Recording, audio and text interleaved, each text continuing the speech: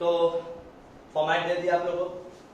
Format देने के बाद अब सम स्टार्ट करेंगे। तो पहला सम हम इलस्ट्रेशन से नहीं कर रहे हैं, पीछे अनसॉल्व से कर रहे हैं। सम नंबर 3 पेज नंबर 405 क्वेश्चन। जिसके बाद बुक है तो बुक से फॉलो कीजिएगा, और जिसके बाद नहीं है बुक अभी फिलहाल तो हम ग्रुप में फोटो डाल देंगे, बुक से भी फॉलो करेंगे। क्वेश्चन फॉलो करना बहुत जरूरी है, जब तक क्वेश्चन नहीं देखोगे सम समझ में नहीं आएगा। पहला सम बेसिक है, बस अभी यही समझेंगे कि कौन आइटम किसके अंदर जाएगा। जैसे एग्जांपल देते हम एक एक करके क्वेश्चन पढ़ेंगे, सुनिएगा अच्छे से। From the following particulars of a manufacturing company, prepare a statement showing value of material consumed, total cost of production, cost of goods sold and amount of profit। मतलब in short आपको पूरा sums करने बोला, पूरा एक cost ready करने बोला। तो हम पहले क्या किया, पूरा फॉर्मेट रेडी रखा है। देखो हम पहले हेडिंग दिया मटेरियल कंज्यूम, 5-6 लाइन छोड़ दोगे। डायरेक्ट कॉस्ट पे ज्यादा नहीं होता, 4 लाइन छोड़ के चलिएगा। फैक्ट्री ओवर में 6 से 7 लाइन छोड़िएगा। ऑफिस में भी वही 6 से 7 लाइन, ज्यादा इसमें छोड़िएगा। ऑफिस में 7 से 8 लाइन छोड़ दीजिएगा, इसमें आइटम ज्यादा आता है। इसमें सेलिंग है, इसमें भी 5-6 लाइन छोड़िएगा। मतलब एक सम करते रहते आइडिया हो जाएगा कितना कितना लाइन छोड़ के सम करना चाहिए। अब हम एक एक करके आइटम पढ़ेंगे और आप लोग से डिस्कस करेंगे। जैसे कि नंबर 1 क्वेश्चन फॉलो कीजिए। ओपनिंग स्टॉक, खाली लिखा हुआ ओपनिंग स्टॉक किस चीज का, रॉ मटेरियल। तो हम अभी क्या बताया, कभी भी ओपनिंग स्टॉक रहेगा ऐड करेंगे, क्लोजिंग रहेगा तो माइनस करेंगे। लेकिन यहाँ पर ओपनिंग स्टॉक किस चीज का दिया हुआ है, रॉ मटेरियल। देखो यहाँ पर रॉ मटेरियल है तो क्या बताया, कोई भी अगर मटेरियल से रिलेटेड रहेगा तो यहीं पर आएगा। अब ऐसे दिया हुआ क्या, opening stock of raw material. तो हम यहाँ लिखा opening stock of raw material. Figure दिया हुआ है 25,000, हम लिख दिया।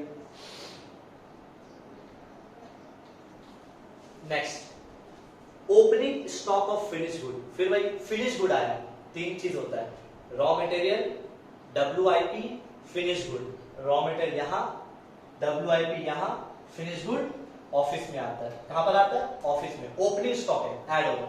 देखो plus opening stock of finished goods, opening stock of finish good 20,000। Next closing stock. तो क्लोजिंग स्टॉक क्या करेंगे, माइनस किसका, closing stock of raw material. Closing raw material मतलब यहां पर minus closing stock of raw material. Closing stock of raw material कितना है, 20,000। देखो माइनस होगा ना, तो माइनस होगा इसीलिए हम इसको ब्रैकेट में लिख रहे हैं। Closing stock of raw material, closing stock of finish good. फिर आ गया फिनिश गुड तो माइनस होगा, minus closing stock of finished goods, closing stock of finished goods. कितना दिया हुआ है, 25,000। माइनस फिगर है, ब्रैकेट के अंदर ही लिखेंगे। अब तुम सोचोगे कि सर एक आइटम पहले क्लियर कर लीजिए फिर नहीं, क्वेश्चन जैसे आ रहा तो जहां जहां है तब डालते जाओ। नेक्स्ट देखो बोल दीजिए रॉ मटेरियल परचेज। फिर वही बोलेंगे रॉ मटेरियल परचेज, हम मटेरियल खरीदा है, किसके अंदर आएगा, मटेरियल अंदर। Plus raw material purchased, raw material purchased 2.5 lakh रुपया लिख दिया, 2,50,000 लिखा। Next productive wages. अभी हम डिस्कस कर रहे थे 2 तरह का वेजेस होता है, प्रोडक्टिव अनप्रोडक्टिव। प्रोडक्टिव वेजेस है तो डायरेक्ट में लिखेंगे, अनप्रोडक्टिव होता तो फैक्ट्री में लिखते हैं। यहाँ पर प्रोडक्टिव वेजेस है, कहां लिखेंगे, डायरेक्ट कॉस्ट के अंदर। Productive wages 1 lakh. Next chargeable expense. बोल रहे थे ना 2-3 आइटम आपको याद करना होगा, रॉयल्टी और चार्जेबल। अगर आप फॉर्मेट देखिए मेरा पिछला वाला क्लास का फॉर्मेट अगर देखिएगा इंट्रो क्लास का, उसमें लिखाया था चार्जेबल एक्सपेंस और रॉयल्टी आता है डायरेक्ट कॉस्ट के अंदर। तो यहाँ पर क्या है, चार्जेबल, CHARGEABLE, चार्जेबल एक्सपेंस हम इसके अंदर लिखेंगे। चार्जेबल एक्सपेंस, चार्जेबल एक्सपेंसेस कितना है, 10,000 रुपया। Next, rent and tax of factory. Rent and खर्चा फैक्ट्री का है तो कहां लिखेंगे? फैक्ट्री के अंदर। Rent and taxes of factory, rent and tax of factory 10,000। Next, power. अब एक बात बताओ, पावर तो अभी पावर कहां लगेगा? ऑफिस में तो पावर लगेगा नहीं। पावर जो भी मशीन उशीन का काम होता है, पावर कहां लगेगा? फैक्ट्री का। तो कहां खर्चा है? फैक्ट्री का खर्चा है। Power, power 25,000। Next, factory lighting. Factory lighting मतलब बिल है, इलेक्ट्रिक बिल है, लेकिन कहां का है? फैक्ट्री का। तो कहां डालेंगे? फैक्ट्री में डालेंगे। Factory lighting, factory lighting, factory lighting 10,000। Next, factory insurance. फिर खर्चा ही है, कहां खर्चा है? फैक्ट्री का है। Factory insurance, factory insurance, factory insurance 5,000। 5,000।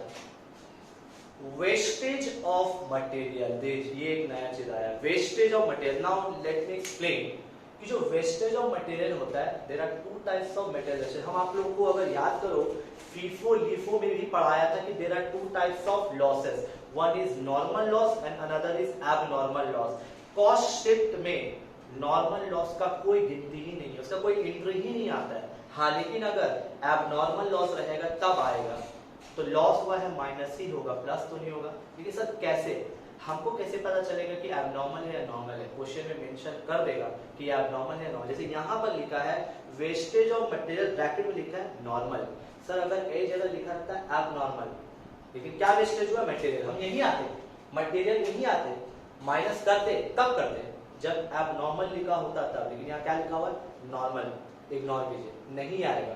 Abnormal होता तब हम यहाँ पर लिख के माइनस कर देते। आगे बढ़ते हैं। Salary to office staff. Salary दे रहे किन लोग को? ऑफिस का वर्कर लोग को, फैक्ट्री का वर्कर को नहीं, ऑफिस का वर्कर। तो हम ऑफिस के अंदर लिख लेंगे salary, salary to office staff.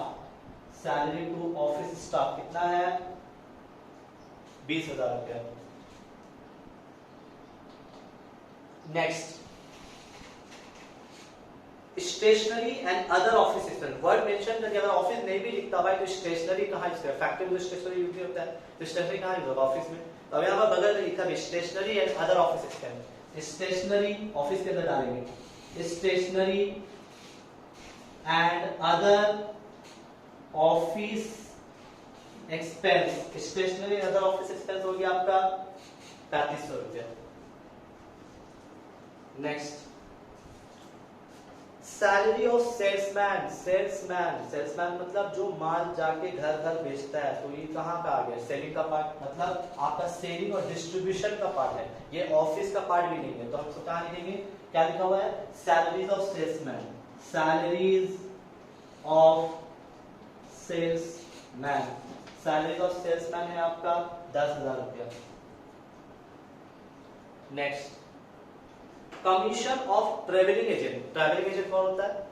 जो आपका माल को डिस्ट्रीब्यूट करता है। तो माल को डिस्ट्रीब्यूट, जो ट्रेवल में काम करता है, आपका माल को पूरा जगह पहुंचाता है, तो ये किसके अंदर आएगा?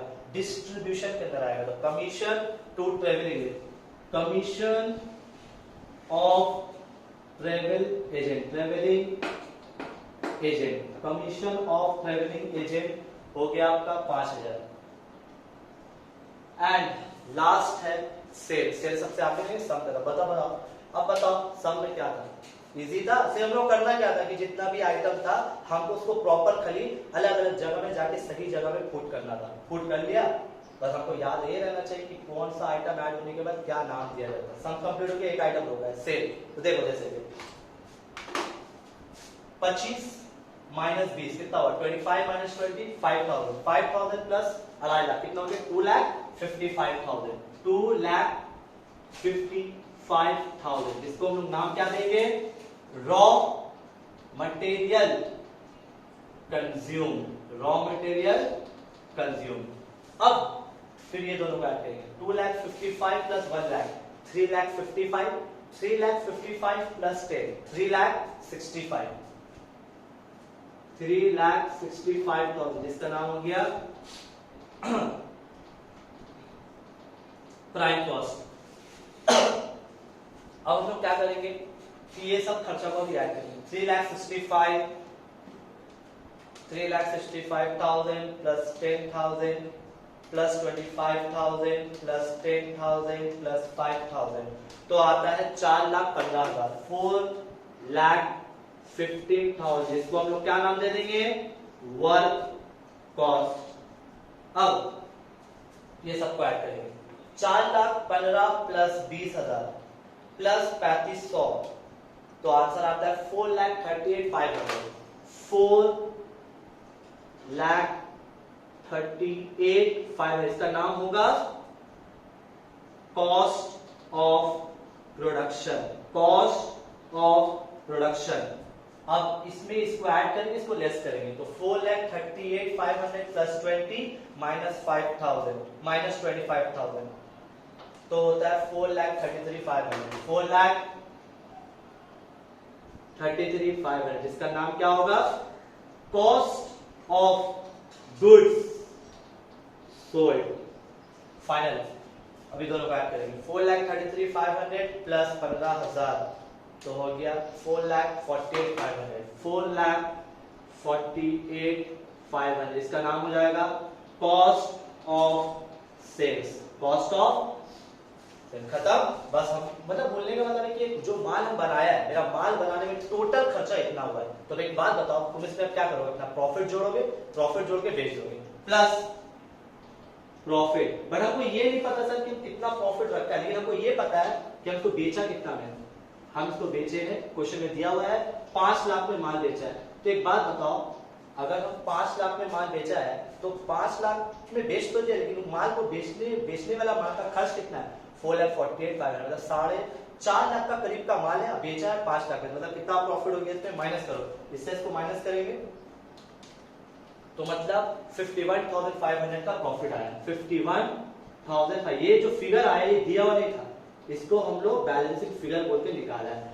तो ये है जाके पूरा एक कॉस्ट शीट सम कंप्लीट हुआ। कॉस्ट ऑफ सेल्स, माल को बनाने में इतना खर्चा हुआ, बेच खरीदने के बाद हम उसे प्रॉफिट जोड़ते, लेकिन हमको नहीं पता था हम बेचा कितना में, वो पता है, तो इससे इसको माइनस किया, मेरा ये प्रॉफिट आ गया। ये हुआ कॉस्ट शीट का पूरा सम, जिसमें हम एक बेसिक बताया कि जो आइटम है उसको, लेकिन आप लोग सम ऐसा नहीं आएगा, थोड़ा सा ट्रिकी जरा सा और रहेगा। ये एक बेसिक स्ट्रक्चर वाला सम बताया कि जहां जहां कौन कौन सा आइटम को पुट करना है, तो सम को ध्यान से करना है, समझना है। समझने के बाद जब नेक्स्ट क्लास होगा, उस नेक्स्ट क्लास में हम आप लोग को थोड़ा सा एडवांस लेवल का सम कराएंगे, और एक दो छोटा सा फॉर्मूला है, फॉर्मूला भी आप लोग को लिखा देंगे नेक्स्ट क्लास में, तो अच्छा से कॉपी कर लीजिए। टिल नेक्स्ट क्लास तक हम चाहते हैं कि ये सम कॉपी करके अच्छा से समझ लीजिएगा, फॉर्मेट को गो थ्रू कर लीजिएगा, और हाँ जब नेक्स्ट क्लास होगा तो फॉर्मेट बना के रखिएगा तो ज्यादा बेहतर है, ताकि सम संग कर लीजिएगा तो ज्यादा अच्छा, पॉज करके वीडियो को आप सम कर सकते हैं। ठीक है, तो नेक्स्ट क्लास में मिलते हैं नेक्स्ट क्लास के साथ।